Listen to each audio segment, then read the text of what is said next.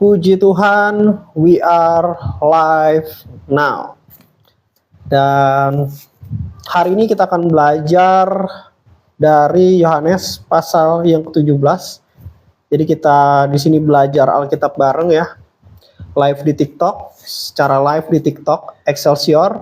Dan recordingnya bisa ditonton di YouTube Andra Thomas TV. Jadi kita sudah belajar bareng Alkitab, terutama kitab Yohanes pasal 1 sampai dengan pasal ke-16. Jadi kita bahas satu pasal, dan hari ini di siang hari ini kita akan belajar kitab Yohanes pasal yang ke-17. Jadi kitab Yohanes ini ada 21 pasal. Kita selesaikan pasal demi pasal dari pasal pertama sampai pasal 21, dan hari ini adalah pasal yang ke-17. Dan setelah kitab Yohanes ini kita akan belajar Alkitab bareng lagi, yaitu kitab Rut. Dan dimana kitab Rut ini luar biasa sekali ya. Kita akan belajar satu kitab untuk kitab Rut. Lalu nanti kita akan belajar kitab Esther juga satu kitab. So, kita akan baca dulu ya firman Tuhannya di dalam Yohanes pasal yang ke-17. Ternyata nggak panjang ya Yohanes pasal yang ke-17 ini. Kita ikuti arahan Tuhan, apa aja yang akan kita dapatkan pesan firman Tuhan melalui Yohanes pasal 17 ini. Kalau dari satu pasal ini pendek aja ya pasal 17 ini, tapi kita nggak tahu apakah akan singkat atau malah Tuhan bawa panjang. Nanti kita lihat ya. Oke, demikianlah kata Yesus. Lalu ia mengadah ke langit dan berkata, Bapa, telah tiba saatnya, permuliakanlah anakmu, supaya anakmu mempermuliakan engkau. So, di Yohanes pasal 17 ini, waktu Tuhan Yesus sudah sangat dekat ya. Untuk dia ditangkap, untuk dia harus mengalami salib. Untuk dia dianiaya, dia disalibkan, mati, dan bangkit, dan naik ke sorga. Waktunya sudah sangat dekat di kitab Yohanes pasal 17 ini. Demikianlah kata Yesus, lalu ia mengadah ke langit dan berkata, Bapa, telah tiba saatnya, permuliakanlah anakmu supaya anakmu mempermuliakan engkau. Sama seperti engkau telah memberikan kepadanya kuasa atas segala yang hidup, demikian pula ia akan memberikan hidup yang kekal kepada semua yang telah engkau berikan kepadanya. Jadi Tuhan Yesus ini sudah diberikan kuasa, power atau otoritas dari Bapa, yaitu atas segala yang hidup, entah itu malaikat, entah itu kita manusia, entah itu semua ciptaan Tuhan yang hidup. Tuhan Yesus punya otoritas dan Tuhan Yesus punya kuasa atas itu semua, akan hidup kita, atas para malaikat, atas segala hal yang hidup. Tuhan Yesus itu punya otoritas atau punya kuasa atas semua itu. Karena Bapa yang memberikan kepada Tuhan Yesus otoritas dan kuasa itu.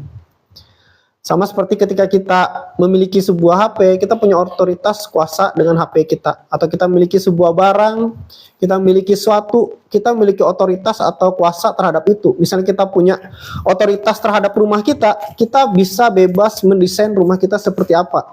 Kita bebas mau taruh meja di sini, meja di situ.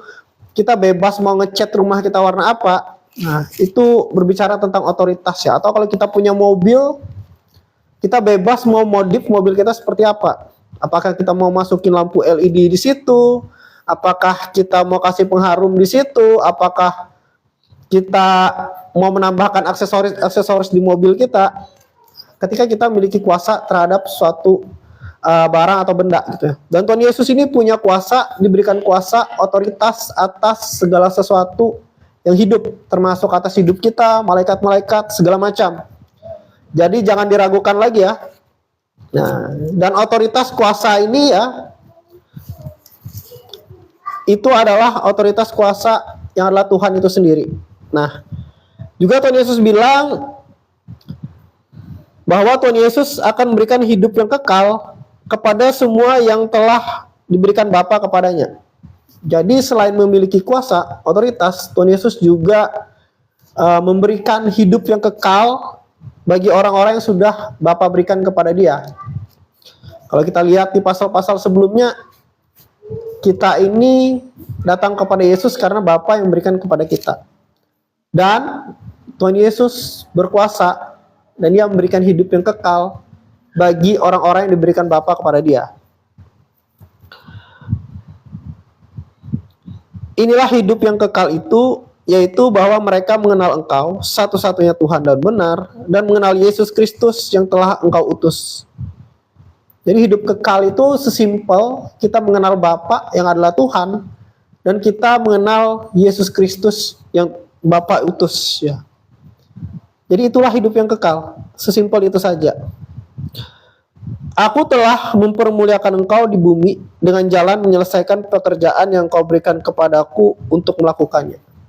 Bagaimana kita memuliakan Bapa di sorga? Bagaimana hidup kita memuliakan Tuhan? Yaitu dengan kita menyelesaikan pekerjaan yang Tuhan berikan kepada kita untuk kita lakukan. So, kalau kita mau hidup kita memuliakan Tuhan, lakukan apa yang menjadi pekerjaan Bapa, apa yang menjadi panggilan hidupmu. Amen. Oleh sebab itu ya Bapa, permuliakanlah aku padamu sendiri dengan kemuliaan yang kumiliki di hadiratmu sebelum dunia ada. Aku telah menyatakan namamu kepada semua orang yang kau berikan kepadaku dari dunia. Mereka itu milikmu dan engkau telah memberikan mereka kepadaku dan mereka telah menuruti firman-Mu. Sekarang mereka tahu bahwa semua yang kau berikan kepadaku itu berasal daripadamu. Sebab segala firman yang engkau sampaikan kepadaku telah kusampaikan kepada mereka, dan mereka telah menerimanya. Mereka tahu benar-benar bahwa aku datang daripadamu, dan mereka percaya bahwa engkaulah yang mengutus aku.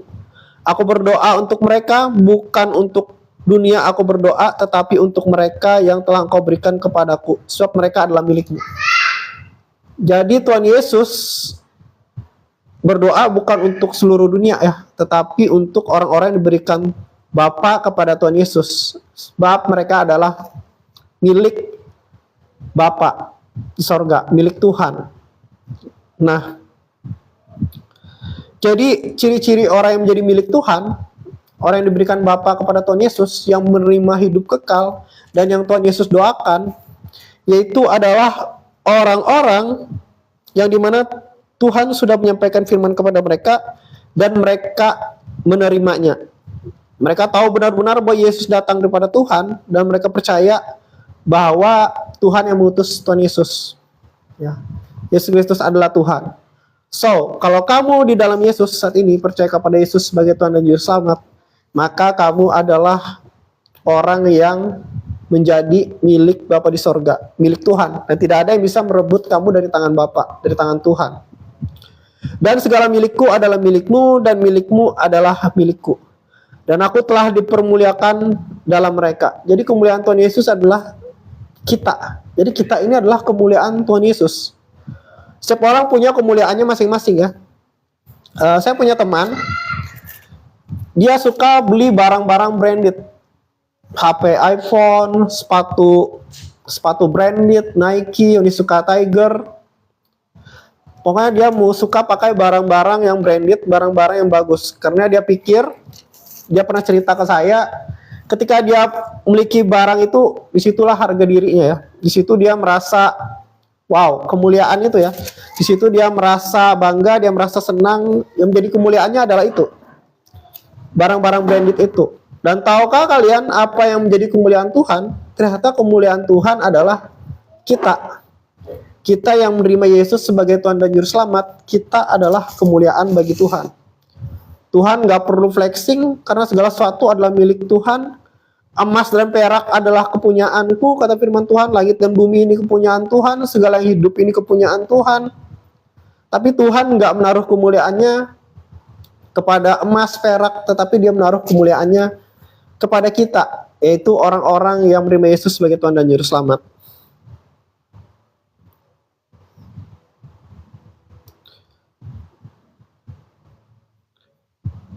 Yes. Dan aku tidak ada lagi di dalam dunia, tetapi mereka masih ada di dalam dunia. Dan aku datang kepadamu, ya Bapa yang kudus, peliharalah mereka dalam namamu, yaitu namamu yang telah engkau berikan kepadaku, supaya mereka menjadi satu sama seperti kita. Selama aku bersama mereka, aku memelihara mereka dalam namamu, yaitu namamu yang telah Engkau berikan kepadaku. Aku telah menjaga mereka dan tidak ada seorang pun dari mereka yang binasa selain daripada dia yang telah ditentukan untuk binasa. Supaya genaplah yang tertulis dalam kitab suci. So, kita yang di dalam Tuhan, di dalam Yesus, kita tidak akan binasa. Tetapi yang binasa adalah orang-orang yang ditentukan untuk binasa. Supaya kenapa yang tertulis dalam kitab suci. Saya nggak mau masuk terlalu dalam ke sini ya, karena ada berbagai macam doktrin gereja tentang ini ya. Karena ini sudah berbicara masuk ke doktrin gereja, misalnya tentang saya lupa istilahnya doktrin gerejanya. Nah, ini lebih masuk ke dalam doktrin gereja ya. Saya tidak akan masuk ke situ tentang apakah seseorang itu sudah ditentukan dari semula atau punya pilihan atau segala macam. Nah, itu lebih masuk ke dalam doktrin gereja. Saya lupa istilahnya. Nah, tapi saya belum mau masuk ke situ. Karena saya tidak diarahkan untuk mengarah ke situ dulu ya. Saya nggak merasa diarahkan untuk mengarah ke situ dulu. So, kita lanjut ya. Tetapi sekarang aku datang kepadamu dan aku mengatakan semuanya ini sementara aku masih ada di dalam dunia, supaya penuhlah sukacitaku di dalam diri mereka. Aku telah memberikan firman-Mu kepada mereka dan dunia membenci mereka karena mereka bukan dari dunia, sama seperti aku bukan dari dunia. Kalau saat ini kamu dibenci oleh dunia, kamu didiskriminasi oleh dunia, oleh karena nama Yesus kamu tidak disukai orang, oleh karena nama Yesus orang ingin bunuh kamu, orang membenci kamu oleh karena Yesus, oleh kamu beragama Kristen. Itu bukan hal yang membingungkan ya. Tuhan Yesus sudah kasih tahu sejak dahulu. Dari 2000 tahun yang lalu Tuhan Yesus sudah kasih tahu. Ya. Bahwa kita yang berasal dari Tuhan, kita akan dibenci oleh dunia ini. Karena kita bukan berasal dari dunia ini, karena kita berasal dari Tuhan. Karena kita tidak sama dengan dunia ini, makanya kita dibenci oleh dunia ini. Wis, apa kasih kamu? Yes.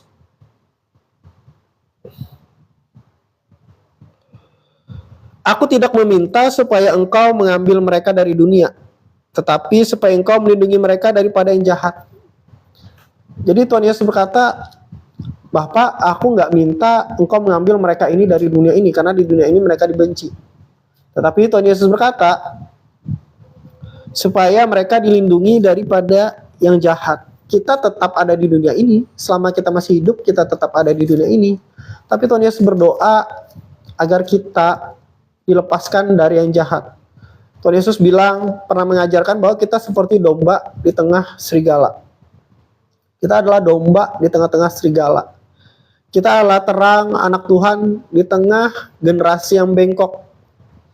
Kalau kalian ingat kisah Nuh, nah kira-kira seperti itulah kita di tengah-tengah dunia ini. Di tengah dunia ini, di mana dunia ini sudah mulai ada daerah-daerah melegalkan LGBT, seakan hubungan di luar pernikahan, hubungan suami istri di luar pernikahan itu legal, seperti hal yang biasa. Tapi Tuhan memanggil kita untuk berbeda. Karena gereja, eklesia itu artinya dibawa keluar, dipisahkan ya. Nah, begitulah kita di dunia ini. Karena kita tidak mengikuti prinsip yang diajarkan di dunia ini, orang-orang kebanyakan di dunia ini.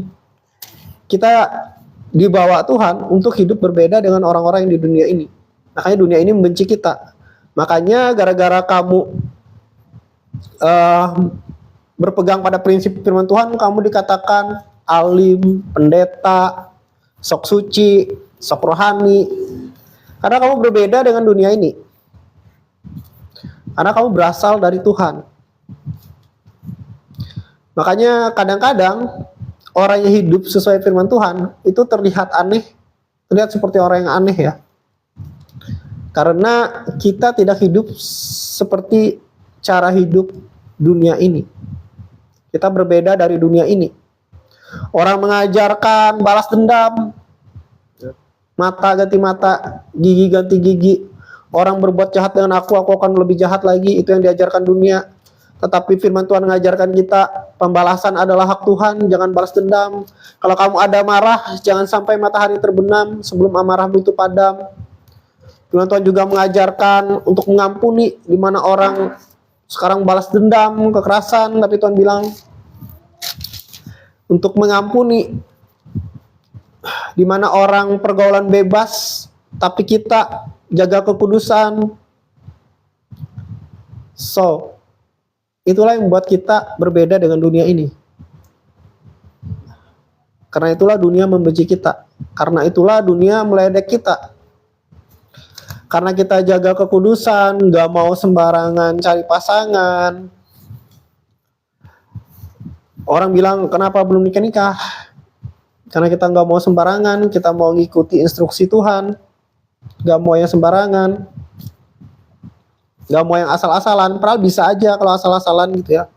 Tapi kita gak mau, karena kita mengikuti prinsip Tuhan. Ya, itu sudah Tuhan kasih tahu ya. Tuhan bawa kita hidup itu berbeda, dipisahkan. Dan karena kita berbeda dengan dunia ini, itulah yang membuat dunia ini membenci kita. Itulah yang membuat sistem dunia ini nggak terlalu cocok dengan kita. Nggak cocok dengan kita. Tapi Tuhan berkata untuk tidak memanggil mereka dari dunia ini, tapi kita tetap ada di dunia ini. Tapi Tuhan mendoakan, berharap kita dilepaskan dari segala yang jahat. Amin.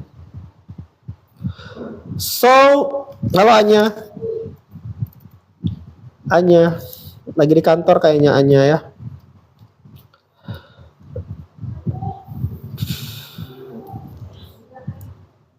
Mereka bukan dari dunia, sama seperti aku bukan dari dunia. Jadi kita bukan dari dunia ya. Kuduskanlah mereka dalam kebenaran, firman-Mu adalah kebenaran. Firman Tuhan itu adalah kebenaran.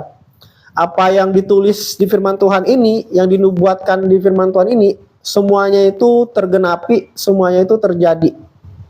Seperti ketika kita belajar pasal-pasal sebelumnya ya, di Yohanes ini, sini Yohanes 17, pasal-pasal sebelumnya, Tuhan Yesus bilang, kalau kamu ikut Yesus, dunia akan membenci kamu, orang akan membunuh kamu, dan mereka mengira ketika mereka membunuh kamu, mereka berbakti kepada Tuhan. Sebelum pembantaian anak-anak Tuhan di Nigeria, diculik, dibunuh, sebelum pemboman gereja-gereja, semuanya itu sudah dinubuatkan, sudah ditulis di dalam Alkitab. Dan itu semua terjadi karena Alkitab ini adalah, firman Tuhan ini adalah kebenaran. Amin. Firman-Mu adalah kebenaran. Sama seperti Engkau telah mengutus aku ke dalam dunia, demikian pula aku telah mengutus mereka ke dalam dunia. So, Bapa mengutus Yesus Tuhan ke dalam dunia. Tuhan Yesus mengerjakan tugasnya di dalam dunia. Lalu Tuhan Yesus juga yang sekarang mengutus kita ke dalam dunia ini. Kita berasal dari Tuhan, dan Tuhan utus kita ke dalam dunia ini, yaitu untuk melakukan pekerjaan-pekerjaan Bapa, pekerjaan-pekerjaan Tuhan. Sama seperti Tuhan Yesus diutus ke dunia untuk melakukan pekerjaan Bapa, ya, pekerjaan Tuhan. Begitu juga Tuhan Yesus mengutus kita ke dalam dunia ini, kita yang berasal dari Tuhan, untuk melakukan pekerjaan-pekerjaan Tuhan. Pekerjaan Tuhan itu nggak selalu yang harus berhubungan dengan gereja ya. Gereja itu kan seharusnya gereja itu adalah pribadi kita sendiri, bukan gedung, bukan organisasi. Church is not building. Church adalah diri kamu sendiri. Kita adalah eklesia itu sendiri. Manusia Allah yang mengkotak-kotakan. Makanya ada gereja aliran ini, gereja aliran itu, Kristen ini, Kristen itu. Yang mengkotak-kotakan itu manusia. Tetapi gereja sebenarnya adalah pribadi kita sendiri dan bukan gedung. Gereja itu adalah kita sendiri, bukan gedung. Dan Tuhan Yesus mengutus kita ya, untuk melakukan pekerjaan Tuhan.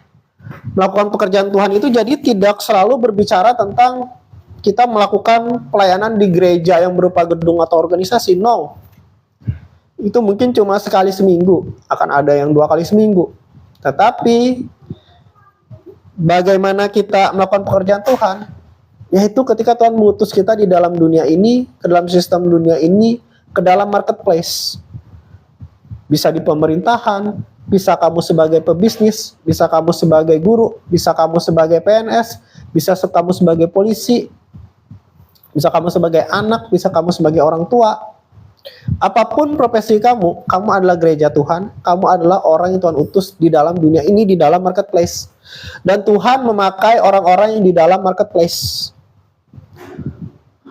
Tokoh-tokoh di Alkitab itu bukan rohaniawan ya. Rata-rata bukan rohaniawan. Yusuf, politician, dulunya dia budak gitu ya, atau sekarang sudah nggak ada budak. ART pun bisa Tuhan pakai. Semua orang bisa Tuhan pakai. Dan Tuhan Yesus juga memilih murid-murid bukan pendeta atau apa, tapi dia memilih fisherman, dia memilih nelayan, dia memilih pemungut cukai, dia memilih orang berdosa. So, kamu diutus untuk melakukan pekerjaan Tuhan, itu tidak harus di gereja yang berupa gedung atau berupa organisasi. Yang mana kamu mungkin cuma pelayanan sekali seminggu di situ, tapi Tuhan pakai kamu untuk mengerjakan pekerjaan Bapa di marketplace setiap hari. Di lingkungan kerja kamu, di lingkungan usaha kamu, di antara orang-orang sekitar kamu. Di situ Tuhan mengutus dan pakai kamu. Men, jadi jangan dibatasi dengan agama yang cuma batasi pelayanan itu cuma di dalam gereja yang berupa gedung atau institusi buatan manusia. Tapi gereja itu adalah kamu sendiri.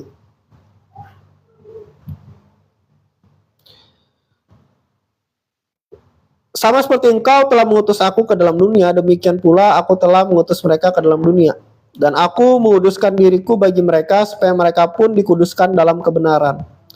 Dan bukan untuk mereka ini saja aku berdoa, tetapi juga untuk orang-orang yang percaya kepadaku oleh pemberitaan mereka. So, di sini Tuhan Yesus nggak cuma berdoa buat murid-muridnya ya, tetapi juga buat orang-orang yang percaya kepada Tuhan Yesus oleh karena pemberitaan murid-murid Tuhan Yesus. Siapa? Yaitu kita.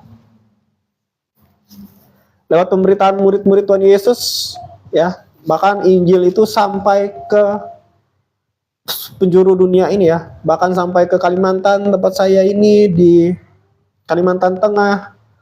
Dulu misionaris itu banyak yang dipenggal kepalanya, banyak yang dibunuh, ada yang dipotong-potong bagian tubuhnya. Ketika mereka memberitakan Injil di daerah Dayak ini ya, sehingga akhirnya mereka melayani orang-orang, sehingga akhirnya banyak orang-orang yang dimenangkan menerima Yesus sebagai Tuhan, sebagai juru selamat. Ya. Nah, kita ini adalah buah pemberitaan dari murid-murid Tuhan Yesus, dari misionaris-misionaris, ya, sampai akhirnya sampai ke kita. Jadi kekristenan ini ya, bukan lewat perang, bukan lewat kayak orang-orang ya, ada pemahaman-pemahaman tertentu itu lewat pernikahan, pacaran, ngehamilin orang, terus dibawa pindah ke agamanya ya. Itu orang sebelah gitu ya. Tetapi atau lewat perang gitu ya, atau lewat pembantaian segala macam, itu orang sebelah ya. Tetapi kita kekristenan, bagaimana gereja itu bertumbuh, sejarah membuktikan itu banyak martir-martir, bahkan murid-murid Tuhan Yesus pun martir. Kecuali Yohanes yang menulis kitab Yohanes ini ya, yang enggak martir karena dibunuh, karena ada favor Tuhan dalam hidup dia tidak dipanggil untuk martir, jadi nggak semua orang itu dipanggil untuk martir. Tetapi seperti di tanah Dayak ini ya, sehingga banyak gereja bertumbuh, itu banyak misionaris-misionaris yang dibunuh. Ada darah yang tercurah dalam pemberitaan Injil. Jadi bukan lewat cara-cara seperti orang lain atau agama tertentu yang lewat perang, lewat pernikahan, pacaran-pacaran, dihamilin terus dibawa pindah agama. Enggak seperti itu ya. Tapi banyak darah yang tercurah. Darah martir, darah pemberita-pemberita Injil, misionaris, which is mereka nggak mencari kekayaan. Kalau mereka mau kaya, bukan dengan cara seperti itu ya, yang ada mereka malah kehilangan nyawa demi iman mereka, demi memberitakan Injil. Dan itulah yang berbuah ke kita sampai saat ini, sehingga kita bisa mengenal Yesus, karena ada orang-orang yang dipakai Tuhan luar biasa. Bahkan murid-murid pun seperti itu.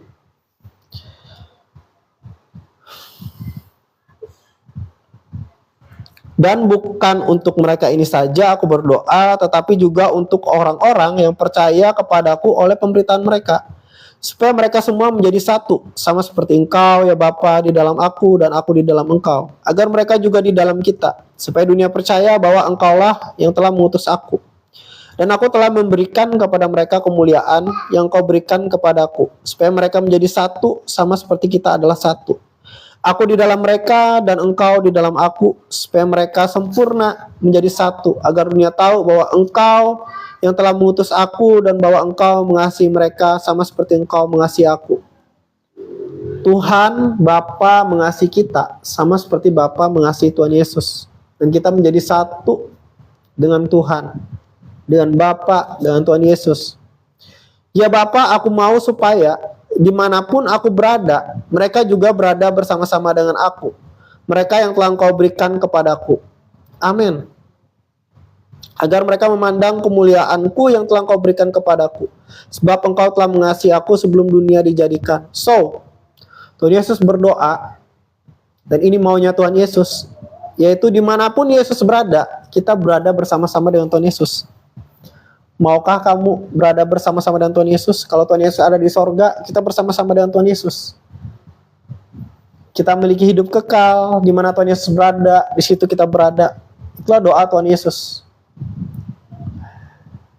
Jadi nggak ada tuh kita di dalam Yesus yang menderita di neraka, atau mengalami kematian kekal, atau menderita di neraka. No. Di mana Tuhan Yesus berada, di situ kita berada, kita yang di dalam Yesus. Ya Bapa, aku mau supaya dimanapun aku berada, mereka juga berada bersama-sama dengan aku. Mereka yang telah Engkau berikan kepadaku, agar mereka memandang kemuliaanku yang telah Engkau berikan kepadaku. Jadi kita semua yang diberikan, yang adalah yang diberikan kepada Tuhan Yesus dari Bapa, yang diselamatkan yang dalam Yesus, kita berada di mana Tuhan Yesus berada. Sebab Engkau telah mengasihi aku sebelum dunia dijadikan.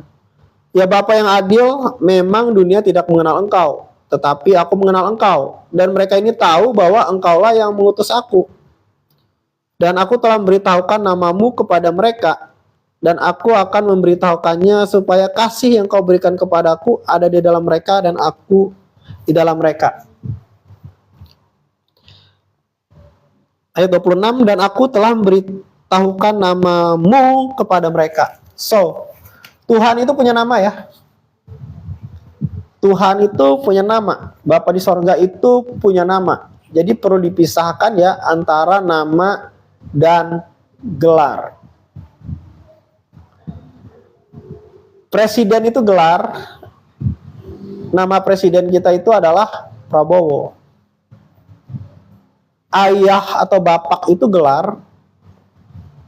Tapi nama kita itu berbeda dengan gelar.